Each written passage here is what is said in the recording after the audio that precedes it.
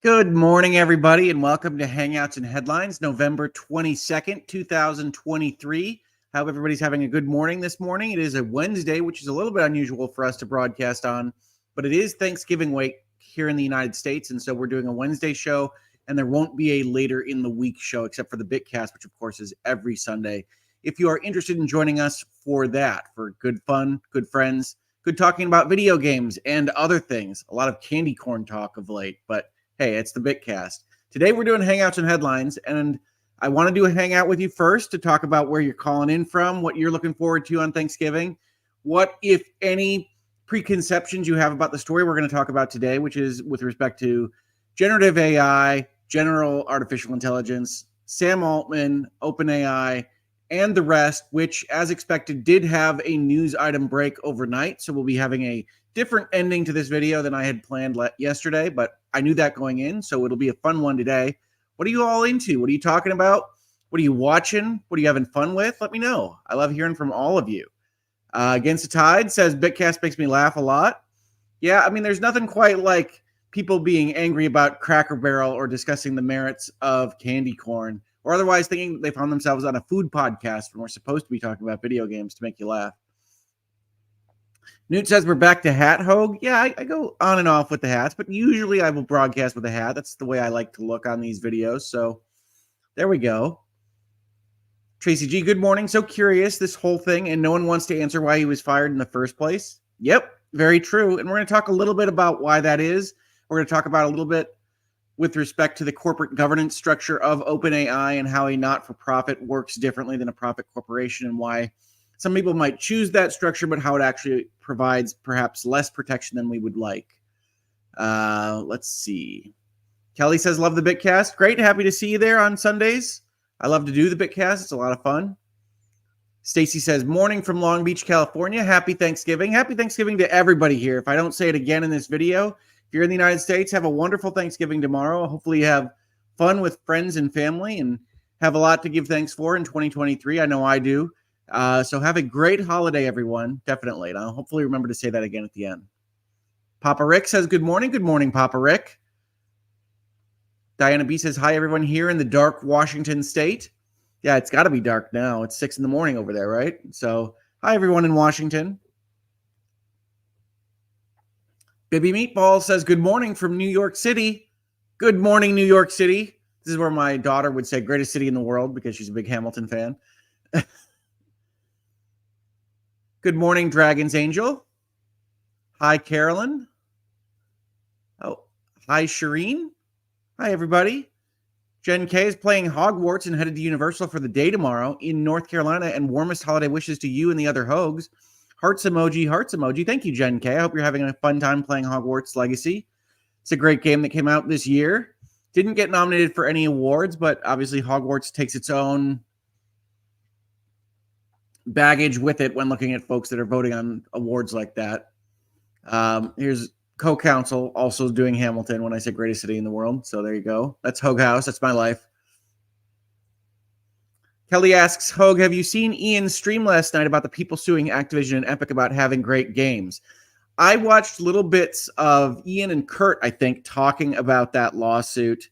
It might be one that I cover in this space. I thought that we're having a fun conversation about it. Essentially, there is a family group suing over the fact that the games are made too addictive or too attractive to their kids and they're spending money, etc. We've gone over some of those topics in Virtual Legality before, but certainly a new lawsuit is worth mentioning, and Ian and Kurt have a good conversation about it, as I saw earlier. So please do check that out. Ian is Runkle of the Bailey. If you don't know him or you haven't seen him on the channel, he's got a lot of good legally minded and games related stuff on his channel as well. So Runkle of the Bailey is a great place to check out if you're interested in the stuff we talk about here. Papa Rick also says happy early Thanksgiving to everyone. Yep, Thanksgiving coming up here in the United States. Good day for food and football, friends and family. All the F's that people have to give, they go to Thanksgiving.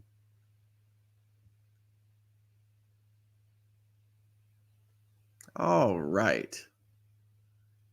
P. Beach says, this is a good surprise. I would love to hear your input on this. I'm going to talk about it. I promise. We're just doing a little Hangouts first. But we're going to talk about OpenAI. I think generative AI is one of the more interesting stories of the year, and I haven't gotten a chance to talk about it in this space so much. And so I do want to talk about it because it's been a very weird weekend for OpenAI. Robbie Dobby says, I'm Canadian, so they had Thanksgiving last month, but don't need a holiday to say that I am thankful for you, Rick, and for this community. Heart emoji. Thank you, Robbie. I really appreciate it. I'm so thankful to be here and for all the people that helped make it possible for me to be here this year after a rough early start to the year. And I am so thankful to the community and everyone that does these Hangouts and Headlines with me and all the live streams that we do on the channel now, because it makes it so much more fun. And it makes it so much more engaging to actually be able to answer questions that people might have as I do the videos, as I make the discussions. And I really enjoy that. So thank you so much, Robbie. I'm thankful for you and the community as well. Midnight Dreary is also playing Hogwarts and loving it. It is a very in-depth, detailed wizard life simulator. So if you're interested in the wizarding world and Hogwarts and Harry Potter, it is a game that is second to none in putting you in that world. So if that sounds interesting to you, definitely check it out. Britt, AI is inevitable. I, for one, welcome our AI overlords. They will never find anything in my electronic fingerprints that say I do not. LMAO. Thank you, Britt, and thank you for the super chat. Yes, well, we'll talk about the inevitability of AI and certainly what OpenAI is doing, what Chat GPT is doing, as against what I think people are afraid of with respect to AI. What is generally called on the internet Skynet. For those not familiar, that's from the Terminator franchise, in which a artificial intelligence in the future creates machine robots to take over the planet and send some traveling through time. So all the science is up to snuff in that movie series, and we should definitely worry about it entirely. But we'll talk about that more in a second. June B says, morning from Colorado, making dolls for the nieces. That sounds awesome. Good for you, June. Thank you so much for chatting in. Traveling Science Man says, Hoeg, they stole your format. What, Ian and Kurt? Oh, I mean, they're talking about a lawsuit. My format is to talk about news items and legal matters with respect to everything. So if they did one on video games, Ian and Kurt are great people to talk to about these things. So I would never view that as stealing anything. And I think they could definitely share insights that I wouldn't necessarily have. So check them out. Diana B, we in that chat of Runkle, if gaming is addictive, we are starting a class action on LawTube being so addictive. Oh, I see.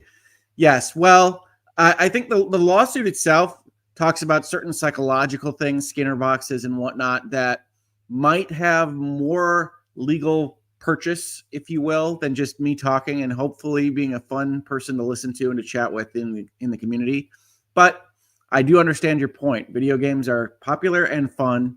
And if that goes beyond what the law allows, then there are a lot of things that could get into trouble as well.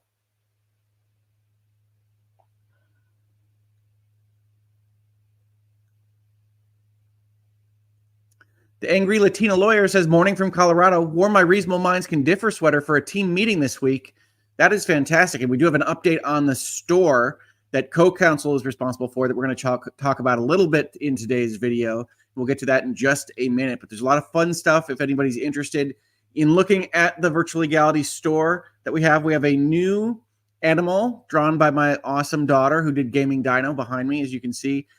Now has a cozy panda we'll take a look at as well as part of this video. But I'm so glad that you found a good place to wear your Reasonable Minds Can Differ sweater. I think it's a great and important message, certainly amongst people of differing minds, and team meetings seem like a good place for that to be presented. So thank you so much.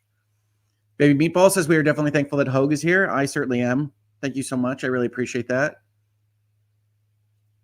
Shreen says, the UK has no Thanksgiving. Yeah, our Thanksgiving is kind of about separating from the UK, a little bit. So we got that going for us. But thank you to all my friends in chat. Thank you, Shreen. Kelly asks, have you seen the Five Nights at Freddy movie? Was impressed with it, paid great service to the fans. I have not seen it. I have not gotten out to the movies much this year, certainly not after the summer months. But I did just see the Creator movie, which I thought was interesting. That's available on video on demand at home. There's a lot to like about that movie. There's a lot to not like about that movie. So I'm of two minds on it. But if you're interested in hard sci-fi and artificial intelligence discussions, there are worse places you can get it than the Creator. Mitch says, big fan, Rick. Can't wait to see you on Sacred Symbols again. Thank you, Mitch. Sacred Symbols at Last Stand Media. I should be back on a Last Stand Media video pretty soon. We've got some big games to talk about, I think. Alan Wake 2, certainly. We will see. But I really appreciate it. Thank you so much. Stacy says, unpopular opinion, I'm actually having fun with this year's Call of Duty Zombies. Court is closed on Friday, so I don't have to work. What is a good day one complete? I don't understand the question at the end, but I'm glad that you're enjoying Call of Duty Zombies. I think that, what is a good one day complete while you're off on Friday? A shorter video game to complete. That's a good question. I think one of my favorite shorter video games this year is a game called Dredge, which is a little bit more of an October vibe in terms of it being a horror game than others. But I really like that for a shorter game to complete. You can check that out. Of course, if you're playing Call of Duty Zombies, I understand the campaign in this year's Call of Duty is about 4 hours long, so you can do that in one day. But hopefully those are good choices for you. And sorry, I didn't understand the question originally.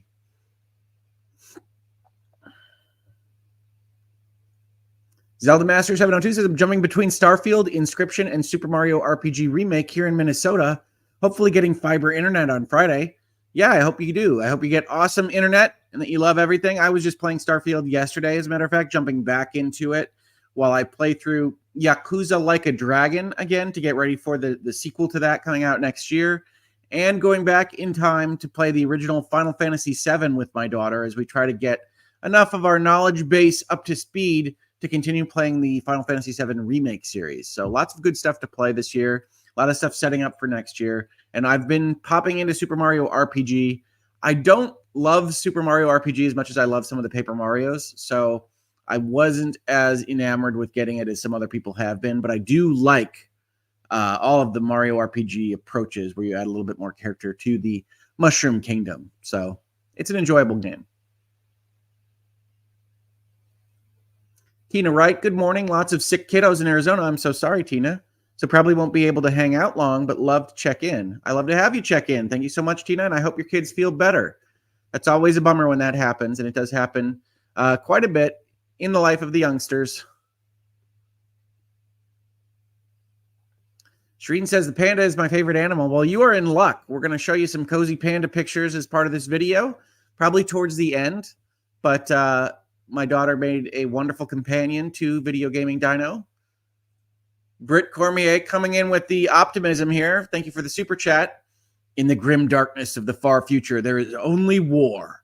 In that future, we AI stands for abominable intelligence. All hail the emperor of mankind. Thank you, Britt. I really appreciate the lighthearted well wishes for the future of artificial intelligence here on the Hoeg Law YouTube channel. But yes, there are reasons for folks to be concerned about what's happening at OpenAI. We'll talk about AGI in general and some aspects of the Skynet question as well. So thank you so much for the super chat.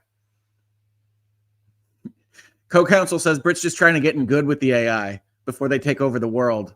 Yeah, maybe. You never know. There were worse plans. Sardism says, oh, hey, Hoeg, have you talked to the ex-escapist guys about writing for Second Wind? I have talked with Nick, the editor-in-chief of The Escapist, now the head of Second Wind Group, but I haven't talked about doing things for them, writing or videos or anything else. So I'm in touch with him, but I wanted to let them get their feet under them first and foremost before I started asking for spots or anything like that. But we'll see. They've got a good thing going, and I might cover it in this space at some point because I really enjoy those stories of entrepreneurs having something bad happen to them and going and making their own thing and making it better. I think that's a lot of fun. I think that's a great thing for the world, but I have not covered it yet. Papa Rick asks, hey, Rick, will the stream of going over the games of the year happen?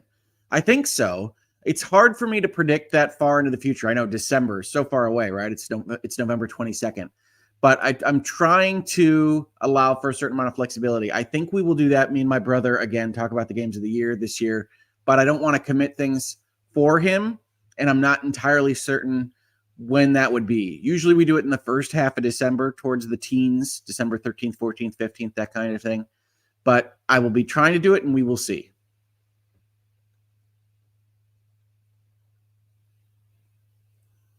Shay Jones says, I want Cozy Panda and Gaming Dino stickers for my iPad case. I think they would look great on an iPad or a laptop or anything else you got. I think they look fantastic. Those stickers are awesome. Sardinism says, I'm currently grounded from buying new games until my backlog goes down a bit, but the Cultist Simulator Exile DLC is on sale. So I grabbed that, LOL. Oh yeah, DLC doesn't count, right? If you grab DLC, that's not buying new games. So absolutely. Cultist Simulator is a very interesting game. I really enjoy playing that one. It's very weird, much like the game I previously recommended, Dredge. So if you're interested in that kind of weirdness, do check that out. That's on PC. I don't think there's a console version of Cultist Simulator, but it is a fun one, especially if you like stories and narrative.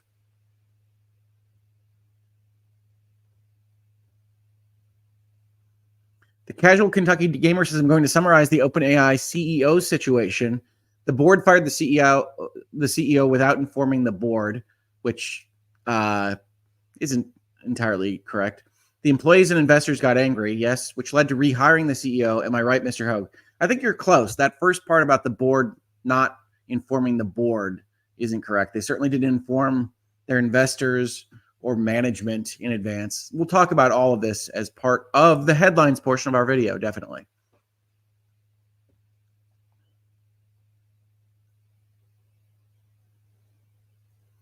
Says, meant to say without informing the investors, but number limit? Sure. Yep, absolutely.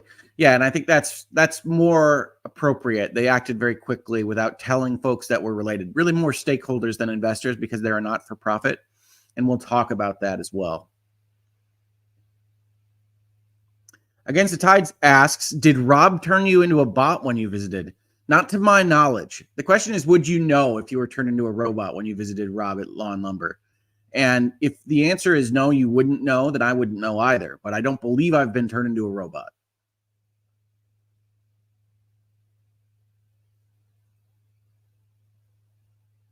Shreen says, Mountain Princess, that's a great recommendation. Maybe Hoeg can put it on his best games to play list. And I don't think I caught this one as it went by. So apologies there. We'll see if I can find Mountain Princess's recommendation. I beat Raft in a day. It was fun. I have not played a game called Raft. I don't know it. So maybe I will check it out. Thank you, Mountain Princess. I am always looking for new, fun, weird games to play. So thank you so much. And I think I have another thank you to give because I see that Vintage Willow has gifted 5 Hoeg Law memberships. Thank you, Vintage Willow. You're always so generous with gifting these memberships on these channels. So I really appreciate it. And if you got a membership, folks, you do get emojis and various other things you can use on these live streams and elsewhere. Please do check them out. And I hope you enjoy being a member of the Hoeg Law YouTube channel. All right. We got a lot of people in the chat saying Raft is a lot of fun. I haven't even heard of Raft, so I will check it out, definitely. And with that said, let's get into it a little bit. Let's talk a little bit about artificial intelligence, OpenAI, Sam Altman, and more. First and foremost, I do want to make a recommendation here. If you are on Twitter or X or whatever you want to call this social media service at this point in time, I do recommend a follow, and that is Tom Warren at The Verge. I really think The Verge wound up covering this story the best of all the places I looked. We'll have a number of articles from various different places, but the kind of spine of our discussion today is going to be from The Verge, some articles from Tom Warren, some from other writers at The Verge. But if you want to follow a story like this one in real time, I recommend Tom as a follow. He updates his Twitter a lot, and he's a good follow, and you can find him at Tom Warren, and he should be linked in the description of this video, so please do check that out. I also want to mention that this channel is supported by viewers and listeners like you, so thank you so much for that. If you'd like to support this channel further, please do check out the links below to Player or Patreon, memberships to the YouTube channel, or Super Chats, as you've already seen as part of this video. Otherwise, if you just want to subscribe, tell your friends, hit the like button, comment on the video. Everything that YouTube likes helps the video be seen by more people, helps the channel be supported better, and helps us have conversations like this one. So all of those options are available to you. Every little bit helps. Thank you so much in advance. I also want to mention the store. As I said, we welcome back Holiday Gaming Dino into our holiday updated store that co-counsel is responsible for. So I know she's in the chat. You can thank Mrs. Hoeg Law for all of the changes here if you're interested, but we've got Holiday Gaming Dino back. We've also got winter merch, and we've got, as mentioned, Cozy Panda. And I'm going to leave it at that for right now. We're going to do a deeper dive into some of this stuff towards the end of the video. I don't want to waylay all of this conversation just with merch and things like that. So let's get into talking about the issues at hand. This is the Wikipedia entry for Sam Altman, who was, is, forever will be, who knows, the CEO of OpenAI and a number of other companies. As we will see, Mr. Altman is effectively what we would call a serial entrepreneur. Wikipedia mentions that he started the company Looped in 2005 at the age of 19. He was the interim CEO for Reddit for a couple of days after their CEO resigned. And then where he really became most connected and popular, he worked at Y Combinator, where he was made president in 2014. If you're not familiar with Y Combinator, it's an accelerator operating out of the West in the United States to help accelerate tech companies into commercialization, right? So small companies start as an idea and probably some geniuses putting together whatever it is that they're putting together, and then they need money to get their dreams off the ground. Y Combinator helped get those companies funded, including Airbnb, Dropbox, Zenefits, and Stripe. And they help set up documentation that are used well beyond whatever they directly fund. So Y Combinator helps make venture capital investment documents and safe debt instruments that help other companies get funded and help investors understand what they're getting as vetted by the Y Combinator people, right? So a lot of the investment structure in venture capital, in private equity in general, is premised on somebody smart doing due diligence and somebody smart helping work on the documents and being able to rely on those. So Y Combinator had a very significant role in helping a lot of tech companies across the country get started. And certainly in my line of work, working at venture capital and working on the fund side and the company side, I have seen a lot of Y Combinator documents requested and used in those funding rounds. Now, in March 2019, Y Combinator announced Altman's transition from president of the company to a less hands-on role as chairman of the board for him to focus on OpenAI, which is what we're going to talk about today. OpenAI was initially funded by Altman, Greg Brockman, Elon Musk, Jessica Livingston, Peter Thiel, Microsoft, Amazon Web Services, Infosys, and Y Combinator Research. When OpenAI launched in 2015, it had raised $1 billion. Now, that's pretty good for a startup, certainly. $1 billion essentially on an idea. But as you can see, when you start to get a syndicate together, and it includes Microsoft and Peter Thiel and Amazon and some other big names, Elon Musk, you can get those numbers pretty high even before a proof of concept has been met. In March 2019, Sam Altman left Y Combinator to focus full-time on OpenAI. By the summer of 2019, he had helped raise $1 billion from Microsoft, which will be a party to this story we're going to tell today. So Microsoft is important here. Now, this all sounds pretty normal, right? In the normal corporate world, you'd have this money being raised by equity in the company. For those of you that aren't familiar, equity is what we think of as shares in the secondary stock market or things of that nature, but it means that you share in the profits of the company going forward on whatever percentage basis of ownership of the company that you held. In this case, however, OpenAI was started as a nonprofit research group. And so this money is part of strategic partnerships and things of that nature and invests in a commercialization entity that allows them to sell things like Chat GPT licenses, but all under the governance of a not-for-profit entity sitting up above, which means that from a corporate governance standpoint, these investors, whether it's for $1 billion or $11 billion in the case of Microsoft, don't get some of the protections that they would usually get when they invest that amount of money, right? As you can probably imagine, when people put in huge amounts of money into a company, they generally want to make sure that they can control some portion of how that company operates.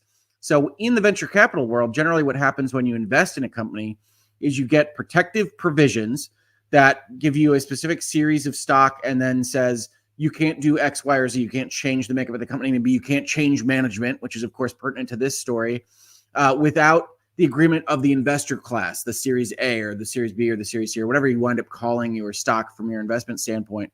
And you often get a seat on the board, which says all the stockholders agree to vote whoever you want as a member of the board. But because of the way that OpenAI was structured, OpenAI wanted to be outside of the ambit and incentives created by profit generation, right?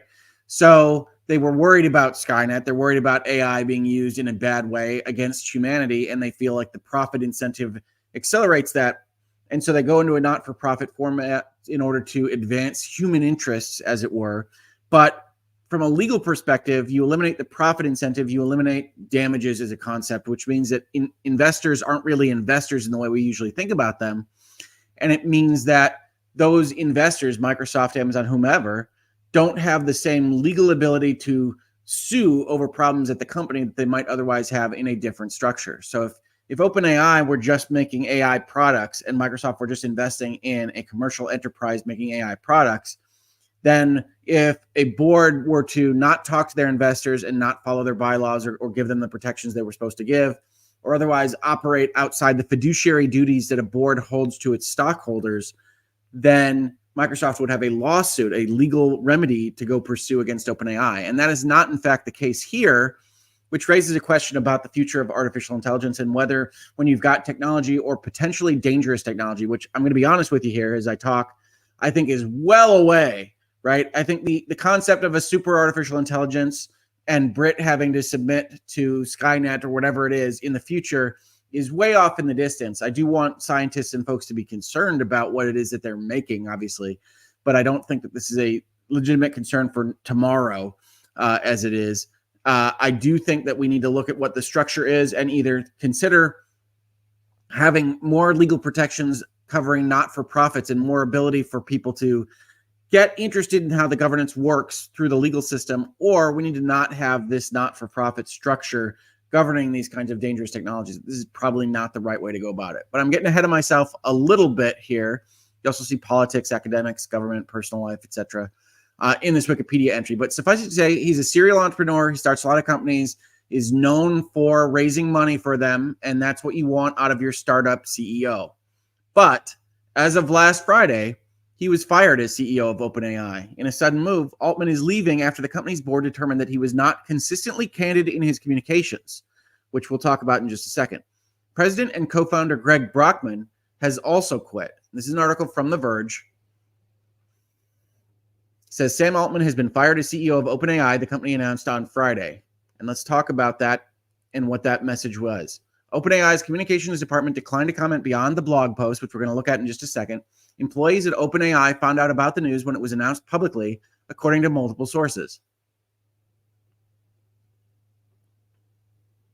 All right, let's take a look at OpenAI's leadership transition blog post. You always got to love how all companies do it this way, right? You've got a major firing, you've got a turmoil at your company. You announce it as slight change in leadership. We have to talk about, right? Chief Technology Officer Mira Murati appointed interim CEO to lead OpenAI. Sam Altman departs the company. Search process underway to identify permanent successor. Now, one thing to note here, just from the reading between the lines side of things, is that if you don't have a successor in place for a major role at a tech company like CEO, then chances are things were a surprise. No matter what your headline says, even if we didn't have all these other articles or all this turmoil this past weekend at OpenAI, you would know that it's not normal for there to be an interim CEO on a board move that doesn't have some kind of notion that it was happening beforehand, right? That there aren't discussions happening that you know that, oh, Sam's going to step down or we're going to move in a different direction. And you get those pieces in place to cover that CEO position before all of this goes down in a blog post on a Friday afternoon. So what this tells us is this was a surprise to everybody involved, and this was a board acting very quickly for some reason that we don't quite know of, which is part of the story. The board of directors of OpenAI Inc., the 501c3 that acts as the overall governing body for all OpenAI activities, today announced that Sam Altman will depart as CEO and leave the board of directors. A member of OpenAI's leadership team for 5 years, Mira, the new interim CEO, has played a critical role in OpenAI's evolution into a global AI leader. She brings a unique skill set, understanding of the company's values, operations, and business, and already leads the company's research, product, and safety functions. Given her long tenure and close engagement with all aspects of the company, including her experience in AI governance and policy, the board believes she is uniquely qualified for the role and anticipates a seamless transition while it conducts a formal search for permanent CEO, meaning that you upgrade someone internally that knows how all of the business works, then we don't worry about a problem with there being no CEO for a moment. Mr. Altman's departure follows a deliberative review process by the board, which reads to me as them protesting a little bit too much since nobody knew this was going to happen, and it happens immediately. which concluded that he was not consistently candid in his communications with the board, hindering its ability to exercise its responsibilities. So let's take a pause here for a moment to talk about corporate governance structure. So even in a not-for-profit business, one that's organized under a board of directors, you have multiple layers of management of a company. The board of directors is the head. They're responsible for the overall company, but a board can't otherwise operate the company on a day-to-day basis. That's charged with a CEO and potentially a COO. But the CEO has to run the business and then report back to the board what's happening with the company so that the board can exercise its responsibilities and do what is necessary for the company to leadership. What this specific sentence is accusing Sam Altman of doing is not telling the board something about how the company is operating. And when we're talking about artificial intelligence, the first thing everybody's mind goes to is that, oh, there's been some safety issue or some breakthrough at the AI level that has led to something that Sam Altman doesn't want to share with the board. I don't think that's necessarily the most likely thing here, but that's what people think of when they think of this. And it is certainly worth noting that when they upgrade their head of operations and businesses and research, product, and safety functions to the CEO spot, it's easy for people to think, well, maybe Sam Altman was playing fast and loose with something with artificial intelligence, didn't tell the board about it. The board got upset, and so they upgraded the safety person to the CEO role. The board no longer has confidence in his ability to continue leading OpenAI. In a statement, the board of directors said OpenAI was deliberately structured to advance our mission, to ensure that artificial general intelligence, we'll talk about more on that in a second, benefits all humanity. The board remains fully committed to serving this mission. We are grateful for Sam's many contributions to the founding and growth of OpenAI. At the same time, we believe new leadership is necessary as we move forward. Now, this sentence, if you were to generate this by AI, is usually what you would say when you're transitioning to a new kind of CEO. So I've talked about this in this space and other spaces a bit, but in general, companies have different versions of the CEO role. Sam Altman appears to be that serial entrepreneur, that money raiser that helps bootstrap a company from nothing into existence at a commercial level. And then very often there's a different CEO that runs a company from a kind of middle range level that has a bigger bureaucracy to engage with and to operate and succeed with than just the kind of early stage funding rounds. And then you have a fully mature concept CEO that helps get the company exited and potentially makes all the investors' money at the end of the day when the company no longer needs to be operated separately.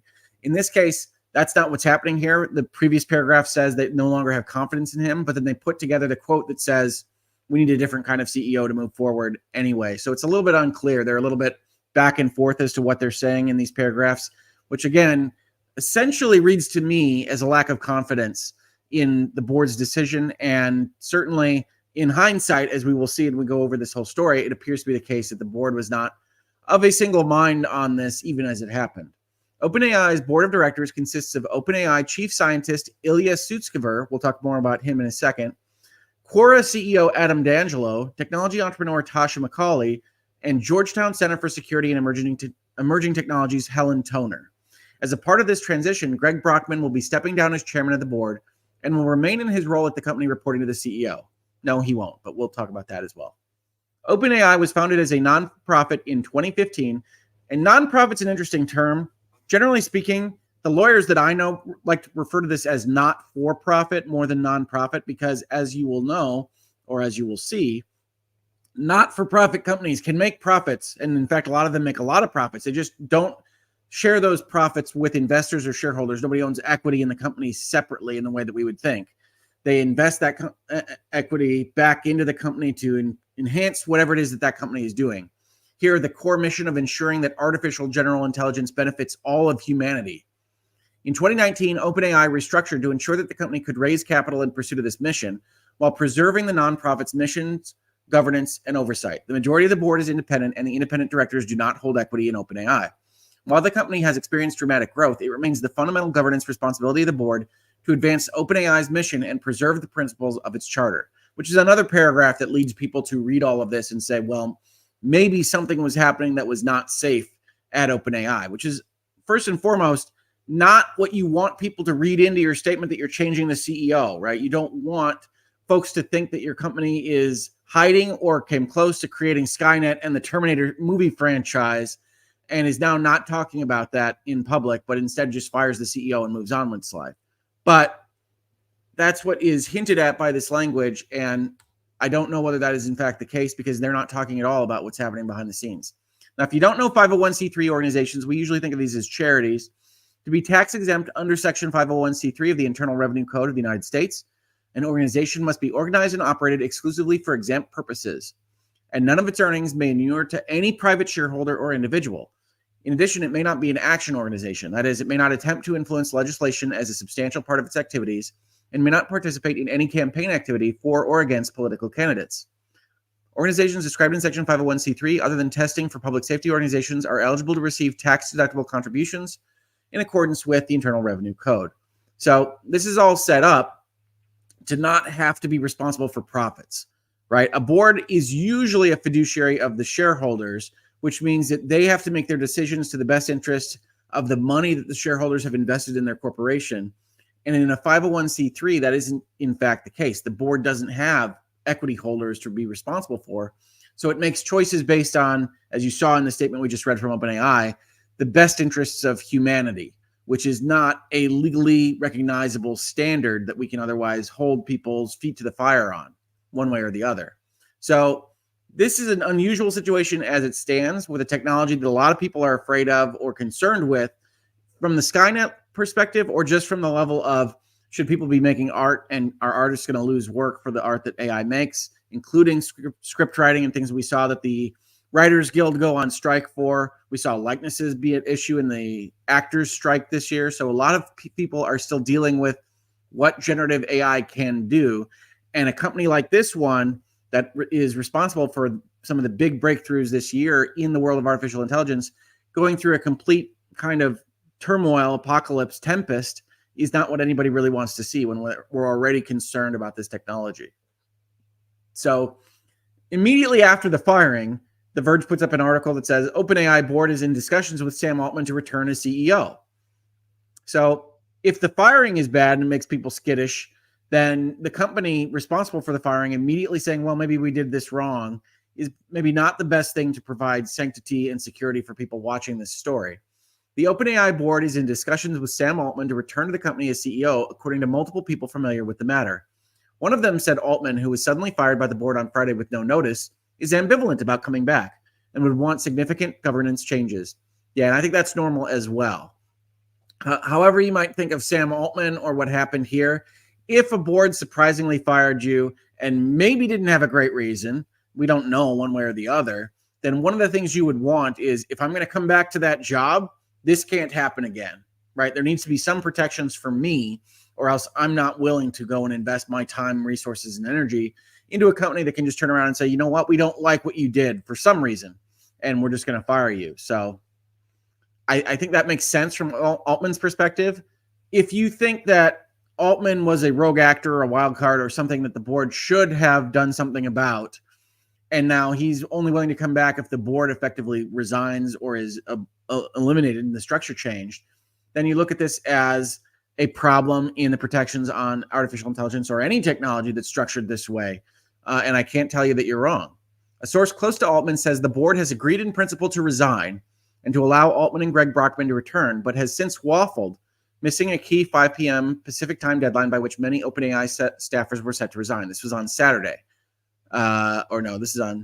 Saturday. Then on Sunday, last night, after we learned OpenAI was trying to get Altman back and that the board was waffling, Chief Strategy Officer Jason Kwan told employees that the company is optimistic about Altman returning and would share more Sunday morning.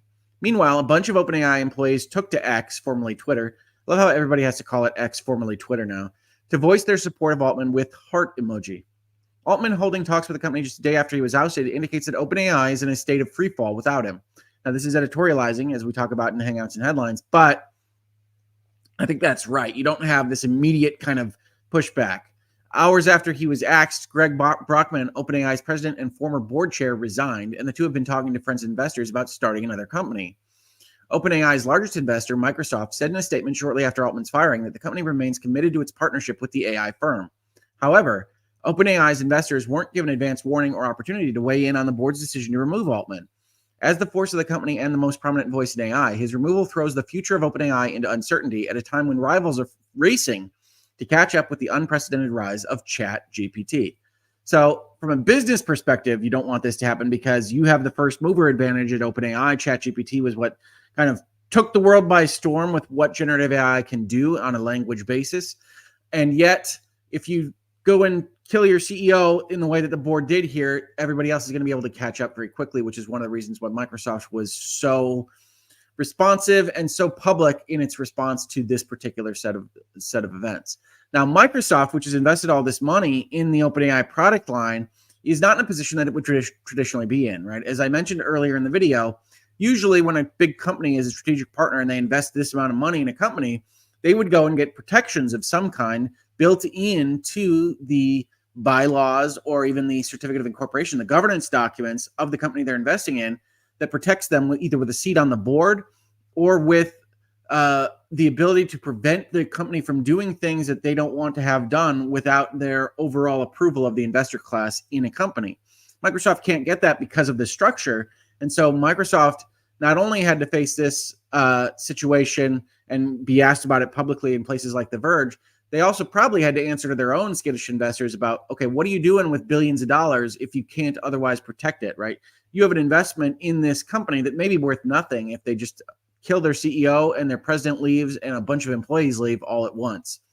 So, continuing the story from there, we get various articles such as this one from The Observer that says Sam Altman was working on a new venture before sacking from OpenAI.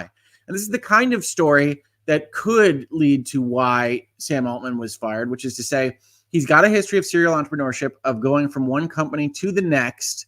And then if he was going to do that again and take his employee group, his team with him to a new company and didn't tell the board about it, it is the kind of thing that a board could get upset about. Sam Altman was telling investors he planned to launch a new company before his shock departure. It was claimed.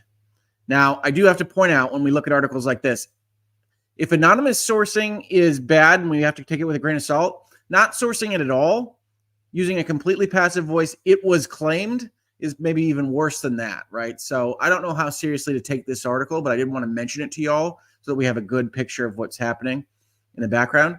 The new company was described as still in development on Saturday, and many more employees could exit OpenAI to join the new venture, says The Observer. And again, I don't know how serious to take this. And again, I think a serial entrepreneur in general, as a personality type, is always thinking about what they might want to do with the tech, or they might think of doing that might be a spin-off of what they're currently doing in the company. And as a California company, my wife asked me this the other day, it is important to note that non-competition provisions aren't enforceable in California. So all these employees threatening to leave is an actual risk for OpenAI in a way that it might not be a risk in other states in the United States and perhaps other jurisdictions around the world. A California company is going to be specifically susceptible to this kind of fluctuation in leadership and employment in a way that other companies in other locations is not. Now, I do want to talk about general artificial intelligence, or artificial general intelligence, AGI, which in this Forbes article is referenced as something everyone should know and think about. This author is actually a teacher in the AI space. So, of course, you could take that with a grain of salt about how important it is to know these things because they are selling their services in teaching about these things. But I do think it's important to have some notion of what we're talking about here. This was true even before the recent OpenAI drama brought the issue to the limelight, with rumors speculating that the issues may have been caused due to disagreements about safety concerns regarding a breakthrough in AGI. What is artificial general intelligence? Wikipedia defines it as a machine agent that can accomplish any task that a human can perform, including reasoning, planning, executing, and communicating, etc. So think of a Chat GPT that can essentially decide for itself what to do next. Chat GPT defines AGI as a highly autonomous system that have the ability to outperform humans at nearly any economically valuable work. AGI is often contrasted with narrow or specialized AI, which is designed to perform specific tasks or solve particular problems, but lacks the broad cognitive abilities associated with human intelligence. The key characteristic of AGI is its capacity for generalization and adaptation across a wide range of tasks and domains. To be asked something and know that, oh, well, maybe if I applied it in this different way, it would be more useful or more economically valuable, is the step to AGI. But it's important to note when we talk about Chat GPT or we talk about anything else that you might be using online in the quote-unquote AI space, right now, that, as my brother would say, who's in tech and in video games, it's not really artificial intelligence as we think about it from the science fiction point of view, right? It's not Skynet. It's not making decisions. It's a language generation that is based around what they call deep learning and knowing percentages of what the next word should be, et cetera. And it sounds very realistic to us as we interact with something like Chat GPT or the other AI tools that you're probably seeing around online, including on YouTube. But it is not that step up to superintelligence that we're talking about here. And there is a concern that at some point there would be a breakthrough towards AGI. It might look like what it looked like at OpenAI just now, and there would be a fight amongst the people that control that technology about whether or not to move forward with it quickly or to slow it down, and concerns about what happens at these various organizations, whether they're a not-for-profit or whether they're a for-profit enterprise, seems to be justified insofar as whatever happened here at OpenAI happened very quickly without oversight from investors or people that are otherwise outside of that very small board of directors at the company. And that could be a concern when we're talking about something as important as AGI. It is particularly opportune that the OpenAI chief scientist, Ilya Sutskever, actually presented his perspective on AGI just a few weeks ago at TED AI. He described a key tenet of AGI as being potentially smarter than humans in anything and everything, with all of human knowledge to back it up.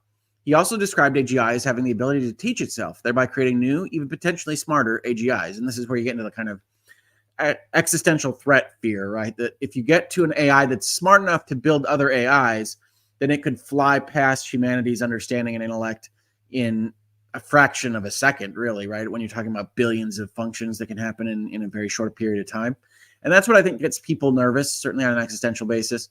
The risks of the first group are existential, while the risks of the second may lean more towards massive workplace displacement and other economic impacts, as this article says. So this is what people are concerned about when they talk about this. And this is why when we're having a normal kind of corporate governance discussion, corporate governance fight at OpenAI, it rings so importantly across multiple news outlets like Forbes, like The Observer, like other places that will reference Reuters in this video. And so I am interested in what you all think of this. I am not following your questions if you have any right now, so please do hold on to those a little bit. But yeah, I would love to chat with you more about what you in the community think about all of this and OpenAI and Sam Altman in general, the not-for-profit structure, as we get more towards the end. But we have more to this story left. So on the 20th, on Sunday, it's announced that Microsoft hires former OpenAI CEO Sam Altman. Greg Brockman, the OpenAI co-founder, is also joining Microsoft to lead a new advanced AI research team. After a weekend of negotiations to potentially bring Altman back to OpenAI, Microsoft CEO Satya Nadella announced that both Altman and Brockman will be joining to lead Microsoft's new advanced AI research team. Altman will have the CEO title of this new group. We're extremely excited to share the news that Sam Altman and Greg Brockman, together with colleagues, will be joining Microsoft to lead a new advanced AI research team, says Nadella. We look forward to moving quickly to provide them with the resources needed for their success.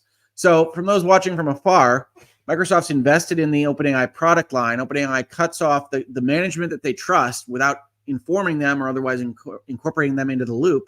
And Microsoft says, okay, well, then we'll just hire them and we'll create a group that is essentially OpenAI within Microsoft, and we'll worry about the rest later. In a post on X, Altman acknowledged he was joining Microsoft by reposting Nadella with the message, "The mission continues."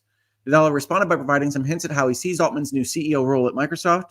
We've learned a lot over the years about how to give founders and innovators space to build independent identities and cultures within Microsoft, including GitHub, Mojang Studios, and LinkedIn, and I'm looking forward to having you do the same. And so it seemed that as of the 20th, OpenAI's management group, as well as a number of employees, were going to head on over to Microsoft. But that's not the end of the story either. Hundreds of OpenAI employees threatened to resign and join Microsoft. This is an article just after the one we read. After a turbulent weekend for OpenAI, most of its staff looks to join Sam Altman at Microsoft. Most of the staff at OpenAI have threatened to resign from the company and join Microsoft, which has hired ousted OpenAI CEO Sam Altman and former OpenAI co-founder Greg Brockman to lead a new advanced AI research team.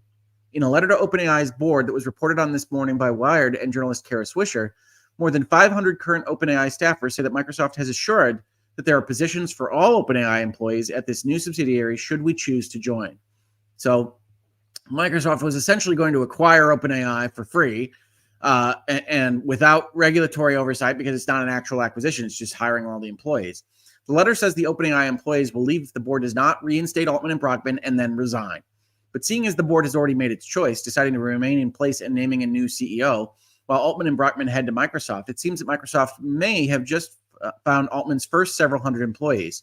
assuming they're correct about the company's promise to hire them all. So lots happening behind the scenes here, including OpenAI chief scientist Ilya Sutskever, who reportedly led the push to remove Altman, noted on X that he had some regrets about the weekend of chaos inside OpenAI. I deeply regret my participation in the board's actions, said Ilya. I never intended to harm OpenAI. I love everything we built together, and I will do everything I can to reunite the company. So again, looking at this from the science fiction Skynet type of space, you've got a company that has a very small board of directors with 3 independent directors, and the person that isn't independent, that has some interest in the way that OpenAI operates, going with that board to oust management and then decide 48 hours later that they made a mistake and they deeply regret their actions. And this is not what gives people a lot of comfort about the folks that are running the shop behind the scenes for technology, right? Whether this was AI, whether this was ball bearings, it doesn't matter. This is not how you like to see a company operate, because especially one with the responsibilities of artificial intelligence or other hugely potentially transformational technologies, you don't like to see them kind of adjust their positions on the fly, as Ilya Sutskever is doing here. But it's still not the end of the story. Is Sam Altman joining Microsoft? Satya Nadella doesn't seem to know. Microsoft CEO is doing a media tour after days of turmoil at OpenAI. Less than 24 hours later, following The Verge reporting that Sam Altman is still trying to return as OpenAI CEO, Nadella doesn't seem sure that Brockman and Altman will be joining Microsoft. We're committed to OpenAI and Sam, irrespective of what configuration, said Nadella in an interview with CNBC's John Fort, adding that Microsoft chose to explicitly partner with OpenAI, and obviously that depends on the people at OpenAI staying there or coming to Microsoft. So I'm open to both options. Nadella added that obviously we want Sam and Greg to have a fantastic home if they're not going to be at OpenAI with all the colleagues at Microsoft, but I'm exactly where I was on Friday morning. On Friday morning, Nadella woke up with Sam Altman, still OpenAI CEO, and a close partnership with the company. Reading between the lines of these strained interviews, it's clear Nadella wants what Altman and hundreds of OpenAI employees want: the OpenAI board gone. He didn't explicitly say that, but he was more willing to talk about board changes to Bloomberg TV than the potential for Sam Altman to be an actual Microsoft employee. I think we will definitely want some governance changes. This is Satya Nadella. Surprises are bad, and we just want to make sure that things are done in a way that will allow us to continue to partner well. This idea that somehow sudden changes happen without us being in the loop is not good, and we will definitely ensure that some of the changes that are needed to happen, and we continue to be able to go along with the partnership with OpenAI. So Satya Nadella at Microsoft is saying what I've described already, which is that these kind of sudden changes are not good for anybody that's a stakeholder, that's not really an equity holder in the company, but is interested in the company's success and continuation. And these kinds of surprises are how a board doesn't want to operate. And certainly Microsoft's faith in that board has been lost, which means that board really can't function in any kind of cognizable way. But can you change it? As Reuters reported, there are a few ways to force the OpenAI governance to change, legal experts say. Few people can force OpenAI to change governance at the crisis-stricken artificial intelligence company, and the head of Microsoft, a major financial backer, is not one of them, according to legal experts. The nonprofit board overseeing the maker of the popular Chat GPT chatbot sent shockwaves through Silicon Valley on Friday by abruptly firing Chief Executive Sam Altman. Nearly all of the company's 700 employees signed a letter threatening to resign if the board does not step down, and Microsoft CEO Satya Nadella has called for governance changes, as we just saw. Microsoft did not immediately return a request for comment made after business hours on Tuesday. The turmoil has left investors weighing their legal options and illustrated a divide over how the potentially disruptive technology can be developed safely. Because it is a nonprofit, the only people who could force the current board of OpenAI to step down or change are judges or state attorneys general, said Alexander Reed, an attorney at Baker Hostetler, who counsels nonprofit organizations. And here's where I point out that I'm a corporate lawyer. I have dealt with nonprofits. I've even had as a client a not-for-profit organization that runs a profit branch, similar in structure to OpenAI, but I am not specifically a not-for-profit attorney. And so we will defer to the expertise of these folks that do not-for-profit work on a regular basis. Attorneys general oversee and investigate nonprofits and have wide latitude to seek reforms. Even if they don't go to court, the mere presence typically gets results, he said. Attorneys general can enact everything from leadership changes to complete shutdown of an organization, usually after finding fraud or illegal conflicts of interest. So charities or 501c3 corps or not-for-profit entities, or however they're organized in whatever jurisdiction we're talking about, in general are taking on their money on the understanding that they will only use it for the purposes that are their mission. In this case, the benefit of humanity, of general and artificial intelligence, etc. And so attorneys general are the leading law enforcement force in all the states of the United States, and they can go in and say, you're not using your money correctly. We're going to investigate you. We're going to make you change your board. We're going to make you do something in a way that isn't the same as profit corporations.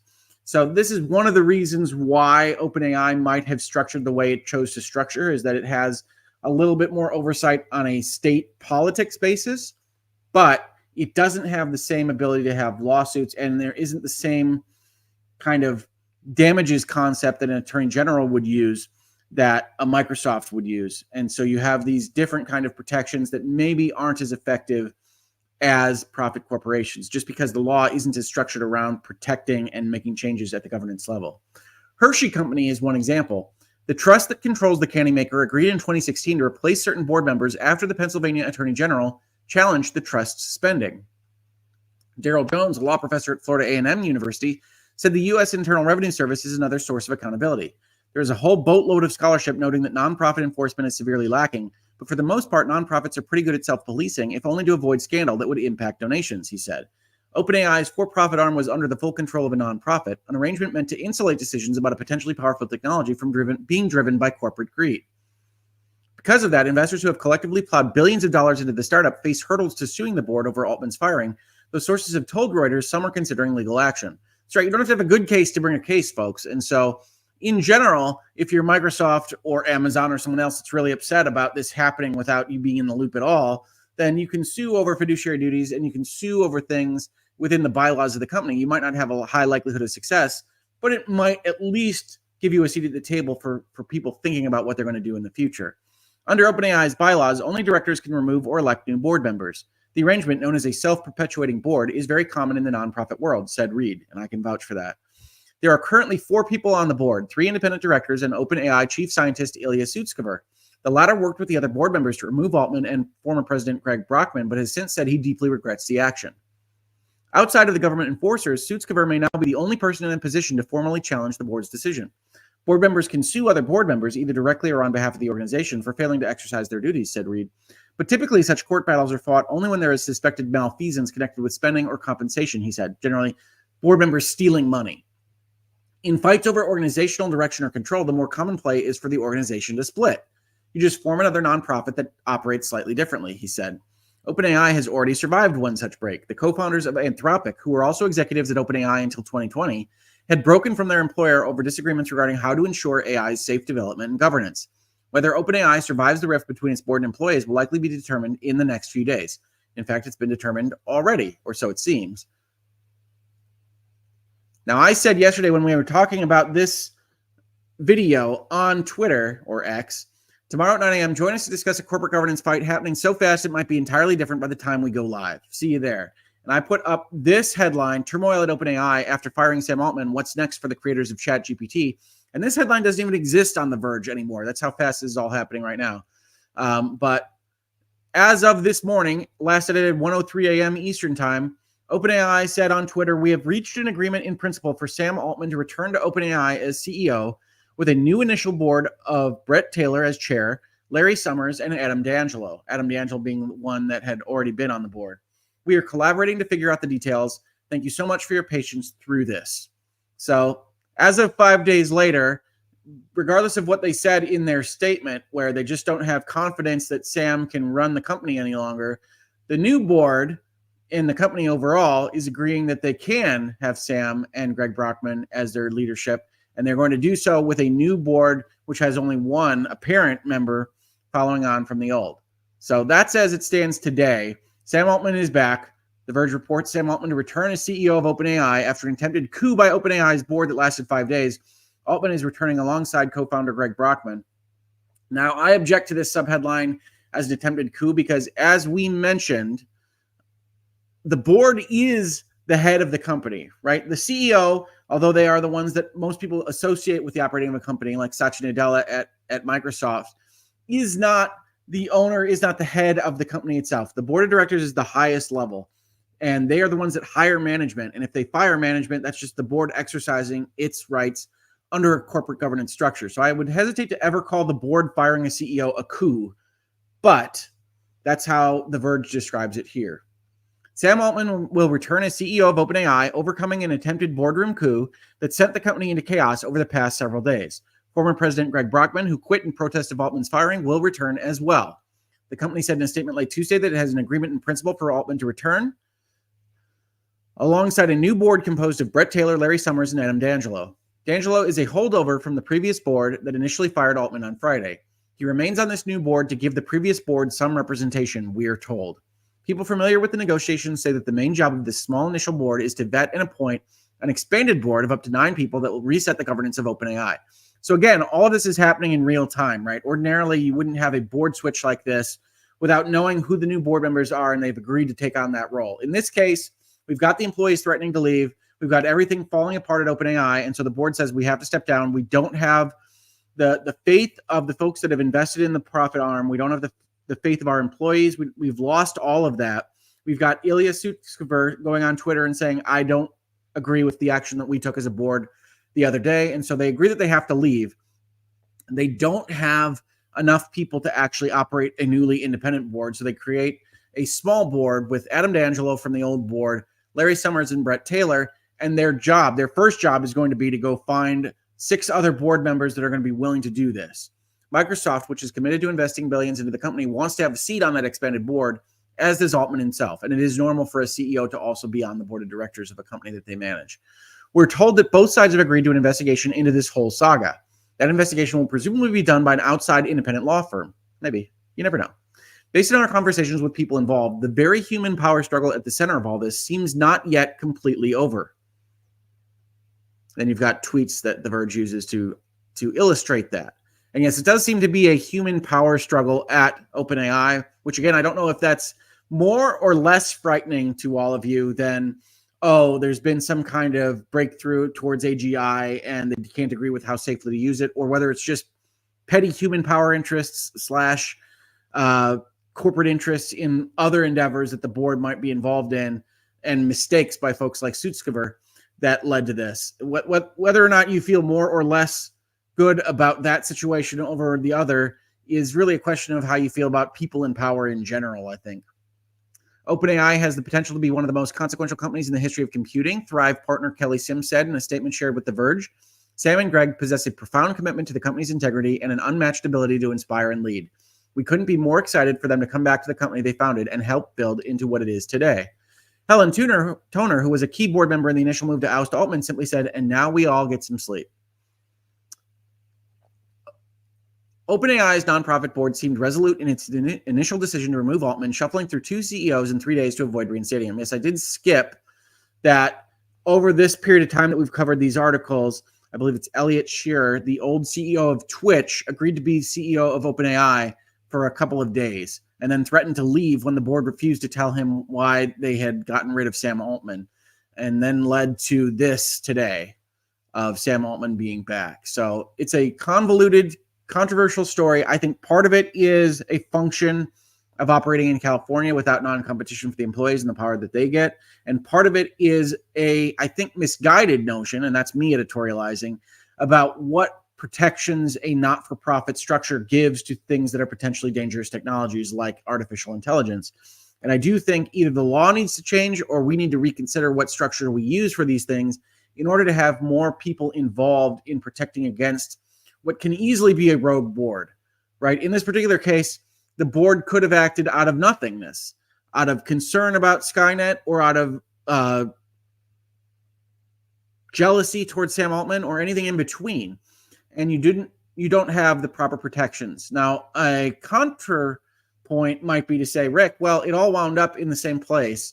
And so Microsoft and others were able to use the protections that they didn't have to at least throw their weight around. And so we don't need to worry about the structure. I'm more inclined to think that we need to reconsider not-for-profits in this function, but I'm open to the alternative. And I'm very interested in hearing what you all have to say about it.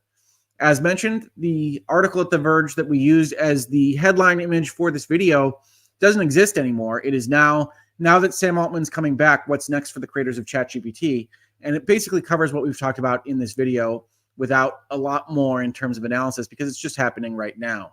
But I did want to flag it because I didn't make up that headline that's a part of this video. It just doesn't exist as it did last night when we talk about it today.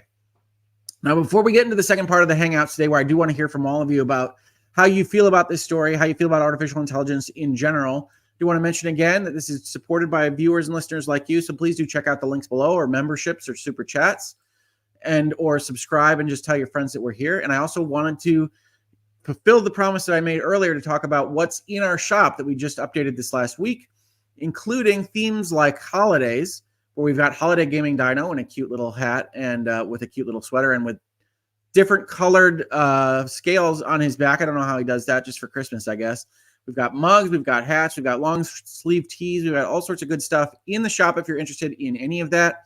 We also, as promised, have the new Cozy Panda merch. Cozy Panda is a brand new creation of my daughter's, a friend of Gaming Dinos, I'm led to understand, that can be found on sweatshirts and stickers and mugs, just like Gaming Dino himself. And also, if you missed it earlier this year when we were doing the charity fundraiser for my hospitals that helped me recover from my stroke, we've brought back the Reasonable Hearts Can Save paraphernalia here, as well as the Jeff as Real merchandise. If you're interested in those, these funds will still be going to donate money to the hospitals that helped save my life earlier this year. And please do check those out if you are interested. Thank you so much to everybody that's listened to this video and hung out with me today. And now let's hear from your thoughts. Can I make the panda bigger? Asks Traveling Science Man. Can I make it bigger on the screen? Probably. Sorry. There's Cozy Panda. It's got a sweater and a scarf. It's very cozy. Cozy Panda. I hope that is helpful. Robbie Dobby says Cozy Panda looks very comfy and is so adorable. Yep. Does look comfy. Yeah, my daughter loves comfiness, loves cute animals, as you can probably tell. What does Jeff think of Jeff is Real? Jeff is a big fan. He actually sent me a picture of him wearing the shirt and looks really pumped about it. Maybe we'll get permission to share that with you all, but he is very excited about that. Aaron says, super cute. Your daughter is very talented. She is so talented. She's amazing. Hill CT asks a question. Hey, question. Adam D'Angelo developed a product competing with GPT Builder, so almost certainly pushed for the coup. How has this weasel managed to remain on the board? I can't speak to him as an individual. I did read some stories about him having, with Quora, a competing application with the Chat GPT dev side of things. So I understand what your concerns would be. He's independent in the sense that he doesn't have an equity interest in OpenAI. I'm not sure he's a weasel or not, but I certainly understand why you might come to that conclusion. I think he's probably the one most invested in the space and was the most willing to continue with the role on the board, right? It's not just that everybody might have wanted to stay on the board. It's that you need somebody from the old board to represent what the thought process and conversations were of that old board. And that old board's also concerned about getting sued or having legal litigation brought against it. And so you want somebody to at least cover the old thoughts and discussions of the board on that board. And probably no one was really willing to do it, right?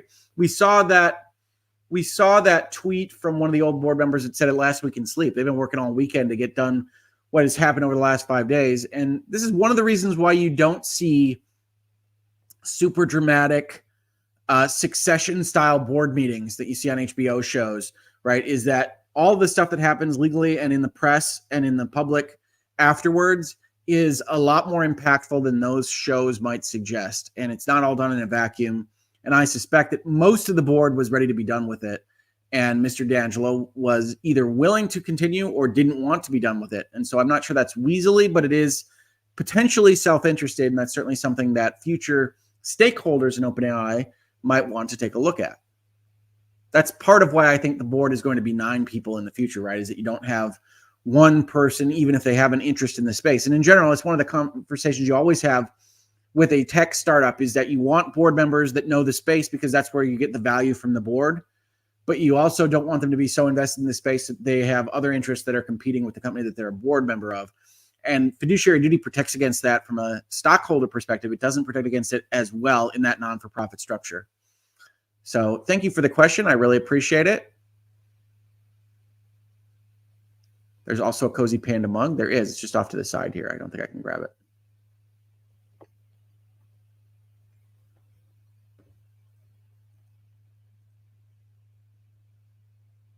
Cozy Panda mug. What happened with Waffle Bear, asks Don. Waffle Bear still exists, has not joined the store. It's constant negotiations. You talk about high-level management negotiations with my daughter.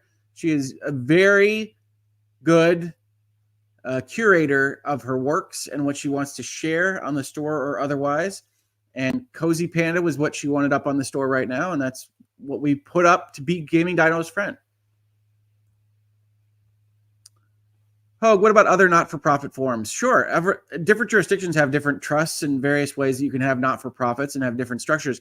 I personally, and again, I'm at least somewhat biased on this as a corporate lawyer myself, think that the profit motivation, while scary for some, is useful from the legal perspective because you have people that are interested, that have their own fiduciary responsibilities, like Microsoft's management to its shareholders, that can then get into a legal fight that the legal system can protect in a way that others don't, right? A not-for-profit being dependent on the attorney general or judges to go and take things into trust or require dissolutions or things like that isn't going to be the same level of protection as private actors. Now, in the same breath, others could argue with me and say the private actors are not going to be interested in the benefit of humanity in potentially the same way as the justice system. But I think here in this space and then the rest of the lawyers on YouTube, you can tell that the justice system is not, in and of itself, this beacon of light, absent of all incentives in politics that we might hope it to be. So I think that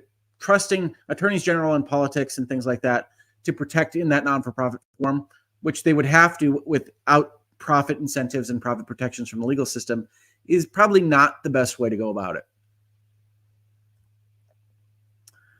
C. Dan Run, random update about a nonprofit. Amber is still ambassador for the ACLU. No surprise, her bio on their site makes no mention of her trial loss. That's probably true. That's Amber Heard from Johnny Depp versus Amber Heard.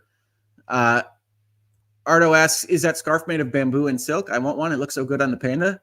I haven't asked what the materials of the scarf are for my daughter. I will ask about that, Ardo. Absolutely. Robbie Dobby asks, my husband wanted to know if there will be any regular sizes for the Brains hoodies in black. Currently, the only color choice is white in those sizes. We will take a look at it. We are always open to hearing from you all about what it is that you want to see in that store. We are, of course, a small store, and co-counsel is constantly looking at what goes into that store and looking for colors and sizes, and we will absolutely check those out. But if you contact her either on Twitter or certainly she's watching this video right now, we will try to get you what you want in the store, certainly.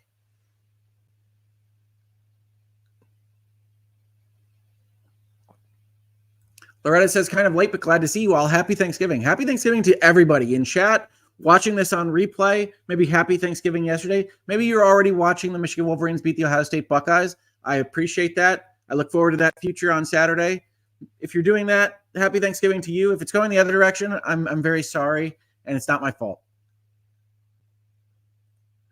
My baffled brain says, no question, just wanted to wish everyone a very happy Thanksgiving with a maple leaf emoji. Thank you, my baffled brain. Happy Thanksgiving to you. Rainman YYC, thank you so much for gifting Hoeg memberships. I really appreciate that. That is so supportive of the channel. Thank you so much.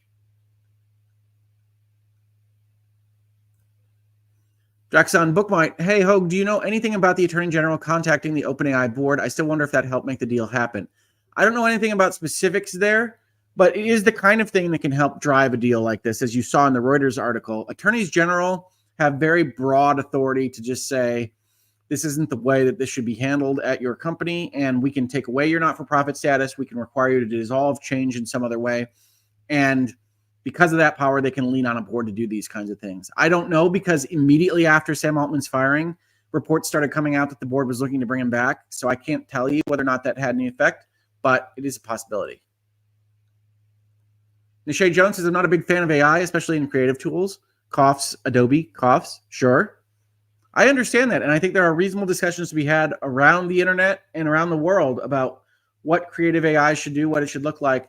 I think there are good use cases and there are bad use cases, like most things, but I certainly understand folks that don't love it.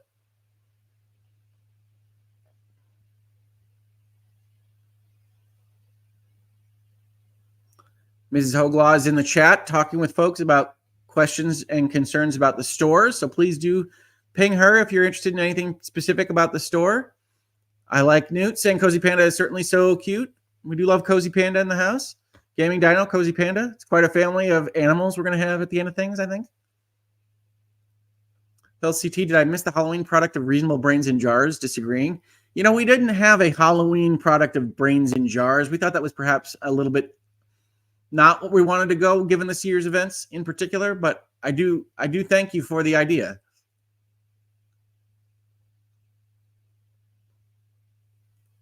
Nishay Jones says, thanks for keeping me company on the tra. I think that's probably train. I'm happy to keep you company. I love having these conversations with everybody in this space. Thank you so much. Mrs. Hoeglaw says, happy Thanksgiving to everyone. We are so thankful for you. You have no idea. I've said it before. I said it as part of my stroke series, but so many well wishes, so many notes, so many kind words while I was in the hospital really helped make my recovery possible. So thank you so much to the whole community. Have a great Thanksgiving. I couldn't possibly tell you thank you enough. Robbie says he gets complimented on his brains hat wherever he goes. Mrs. Hoeglaw, I have the t-shirt. That's wonderful. Thank you so much. Brains is a great hat. I think I said I wore my brains hat to see my brain surgeon the other day, who didn't comment on it, but that might be just because they're used to seeing brains. Vintage Willow, thank you for being a member for 15 months. Thankful for Hoeg and this community. Happy Thanksgiving to all. Thank you, Vintage Willow. I really appreciate it. MZ says, a wild 5 days indeed. In my opinion, triggered not so much by petty jealousies, but more by certain OpenAI board members perceiving Sam Altman's choices as veering away a bit from their original mission. I think that's another way to read it, certainly. And one of the reasons why you might include that paragraph in their original statement about the mission of the not-for-profit OpenAI Inc. And that is to say that Sam Altman, as a serial entrepreneur, as a person that was going out and raising funds, maybe a little bit uncomfortable for the more scientific-minded or more not-for-profit organizing forces at the company, which is that if you've ever been involved in a company raising money, you can also often get into a place where it's just like, wow, I'm not even sure we want to be this big. I'm not sure we want to move this fast. And it's possible that the board could have looked at Sam Altman and had that be their realization. But again, usually what you would do is you'd say, we've got concerns, deliver a report to us on these things. We'll have another meeting next month or what have you, and not fire him immediately. So that's one of the reasons why Microsoft reacted the way they did, is it's just not the way things are done in general. What happens to Altman and Brockman and Microsoft now? I suspect the Sunday meetings were agreements in principle, handshake agreements, and that they will not be on Microsoft's employee lists anytime soon. They're going to continue working with OpenAI. And Satya Nadella going out in his interviews and saying we don't really care where they are as long as they're happy is indicative of the fact that they're not moving on to Microsoft, I don't think. Carolyn Whistler says, I'd love to hear your thoughts about the terms that could release a performer from a contract with the stadium, considering what happened with Taylor Swift in Rio. I don't know what happened with Taylor Swift in Rio, so I would have to look into that, Carolyn, but I will absolutely. Certainly, if there's some problems with safety at a given performance venue, those contracts would be entered into to allow for someone to back out. But because of the amount of money that's involved in a concert, and especially one like the Taylor Swift concerts, I would expect that those contracts have been very closely negotiated. So I can't speak to it specifically, but I don't know what happened there, so I apologize for that. Hilsa T says, I have to apologize. I only just now realized how that might be interpreted poorly. Really was meant as a joke. Oh no, I didn't interpret it poorly. I'm just joking around with you at the same time. Hey, we've got merch in the store that says brains on it. That was happening before anything that happened this year. So no worries at all, Hilsa T. As co-counsel says, and I've experienced this all year, thank you seems so insufficient. It does. You guys helped save my life, no doubt. So thank you, definitely. And you will be mentioned at Thanksgiving in the Hoeg house.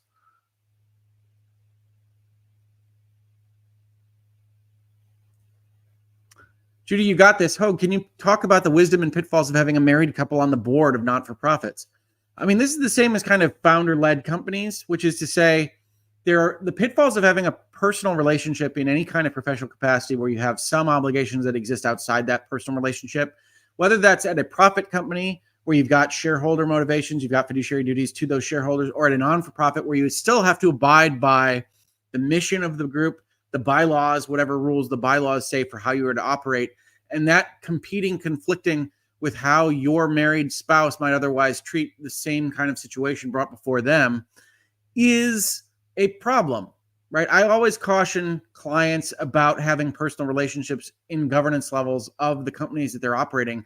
Oftentimes, founders are spouses of companies that they start, and I always have to warn them to say, all right, this is a potential problem. This can lead to potential personal problems as well as professional problems with legal liability on the hook. And also, you should think about what to do if there's a deadlock, right? So the problem with married couples, if it's just the two of you, is that if it's 1-to-1, we need a way to sort that out. And we probably need to figure that out before it happens. So one of you needs to decide that the other gets a double vote, or their vote just wins in a deadlock situation, or else bad things can happen at the corporate governance level. So I would say it can be done, but you have to have difficult discussions first and foremost if you're going to do it that way. I recommend against it as a general rule, but I have seen people succeed with spouses and other close family members in governance capacities with them. And so it's really a question of your situation, how your relationships exist, what it is that we're talking about, what kind of company we're running, and what it is that we can do from a legal perspective. But I would never recommend kicking that question down the road, because by the time things are bad, they're really bad if you haven't thought about how they should be handled beforehand. Friends, I have to go watch TV with the Hoeglings. Oh, darn. Please message me on X if you need shop help, or email me through the shop. Happy to help if I can. Thank you, and have a great week, says co-counsel. Thank you, co-counsel. Sardinism says, today I learned that yawned is a valid word with the same meaning as yawn. I've never used yawned. Maybe I'll add that. You're going to have another archaic term that I get criticized for in Hoeg House. Just because, thank you always for all you do. This year I've been diagnosed with migraines and got them down from 6 a week to 1 or 2 and identified a bunch of triggers. I am so happy to hear that, just because. Absolutely. We're coming up on the 1-year anniversary of my stroke, and I don't know what I'm going to do for that exactly, but I'm thinking I might do a video that, again, talks about the things you should look out for, the blood pressure items and things that I wish I had known in advance to talk about with all of you all. And migraines and headaches that I certainly had in December of last year were part of that. Hopefully you don't have those issues, but please do stay ahead of your blood pressure. Check those out with your primary care physician if you haven't already. And I'm very thankful for the kind words and for being able to converse with all of you on these topics. Midnight Fury, thank you for being a member for 15 months. Happy Thanksgiving to all. Happy Thanksgiving to you, Midnight Fury. So grateful to see how wonderful Hoeg is doing today. I'm very happy to be here. I continue to get better, I think, every day. And it's hard to do what I used to do, but I want to keep doing it, and that's what helps drive me forward. Claude Simeon says, Sardinism is too many words. I think only words I recognize should be words. Otherwise, I have to learn new things. Smiley face emoji. Learning new things is great, Claude Simeon. That is one of the best things that you can do in the world. M. Davis, one site correction. While California does not allow non-compete clauses, companies can sue other companies for tortious interference when they target to hire large numbers of employees from other companies. Sure, absolutely. Tortious interference still exists in California. And yes, this is not legal advice either direction, and I'm not a California lawyer, but what I can tell you is that most tech companies, because tech lives in the expertise and knowledge base of the people that work at their companies, will have non-competition clauses in their contracts that prevent folks from going and giving that knowledge base to a competitor within the space. And that doesn't apply in California, because California says non-competition clauses are void for public policy. We don't like them as a rule in the politics of California. And so, yes, you can sue for tortious interference. If Microsoft had, for instance, a paper trail that suggested that they caused all of this in order to go and get 500 employees from OpenAI, which certainly doesn't seem to be the case from anything that's happened. But if you could show that that's what happened, you would have a claim for what is a tort, what is essentially a violation of the civil agreements between OpenAI and its employees by another third party that knows that they exist and wants to take them and seize the opportunity from those employees against OpenAI. That does exist, and that's a good correction, M. Davis. I appreciate it. But certainly, as we say in Virtual Legality, as we say in Hangouts and Headlines, none of this is legal advice. Don't take any of this as legal advice. If you've got legal questions specific to your circumstance, contact your own local counsel, definitely. Draxon Bookmite, no need to respond, but this was my first live experience on YouTube. Thanks for answering my question. I'll definitely be here again. It was a blast. Thank you, Draxon Bookmite, for being here. I really appreciate it. Carolyn Wister says a fan sadly passed due to heat stroke at the Rio Taylor Swift concert, and there were some other heat-related issues and fans not being allowed to bring in water. It's a lot. Yeah, I imagine that is a lot. So I think I was answering a slightly different question, which is safety concerns that might have Ms. Swift back out. To the extent that she would have liability for the venue, I don't think so. Generally speaking, you'd indemnify each other for what you control. But I can't speak to that more specifically. It would all be handled in contract. Coparistic, have you been following the Pac-10 schools leaving and the two remaining schools in the legal battle for control of the conference? I have been following it insofar as I can.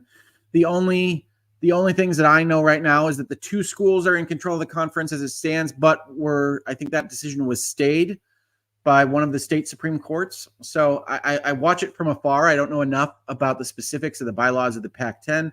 Obviously, the Big Ten and Michigan have had their own legal wranglings that I've covered over the past couple of weeks, but I do think it's very interesting to see what happens when you have a 12-team group, have 10 of those people leave, and whether or not the two that remain should be fully in charge of the finances and things. And these are things that I think that the people leaving should have thought about beforehand. So I'm generally of a belief that the legal perspective should protect the folks that stayed, but I don't know enough about the language in the contracts themselves to be able to speak on that more specifically. Traveling Science Man says, shout out to Mrs. Hoeg for helping out Hoeg. Oh, she's the best. None of this would be happening in the store without her. She's amazing on all of that. And as Against the Tide, who is fantastic, also says, liking, subscribing, sharing, rewatching, and commenting on this stream helps a lot in helping the channel, and it doesn't cost anything. Everything that YouTube sees is an interaction, comments, button presses, views. All of that helps YouTube pay attention to us and make sure that they know that we still exist, which has been a little bit of a trick this year as we've taken our volume down significantly from last year, but we still want to have these conversations with all of you in this space. Judy, you got this. Hoeg, thank you for your insights. Hashtag shrimp fried rice, I think. So thank you so much, Judy. I really appreciate that. I hope it was insightful. I thought this was a very interesting story that had a lot of twists and turns that even I wanted to kind of piece together what happened over the last 5 days in a way that I thought would be useful to me and useful to you. I hope it was, definitely.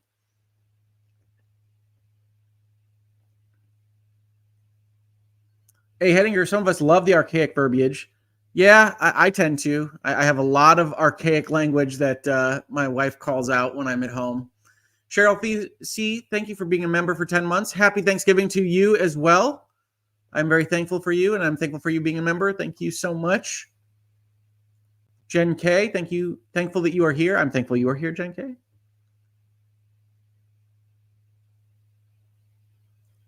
Hill CT, what's the viability of a tortious interference claim targeted at a 49% owner over the originating company? Just as viable as anything else. The ownership here, the stakeholderness in the profit arm of the company wouldn't protect them, I wouldn't think. But none of that is likely to happen in this particular case because all of Microsoft's involvement seems to be ending as OpenAI keeps Sam Altman and their employees at the company. So the chances are low because there was no interference, as it turns out. Against the Tide says, y'all better make sure to check out Bitcast on Sunday if you want to laugh. We do have fun on the Bitcast. I love doing the Bitcast. Do check it out on Season Gaming or here on the Hoeg Law YouTube channel.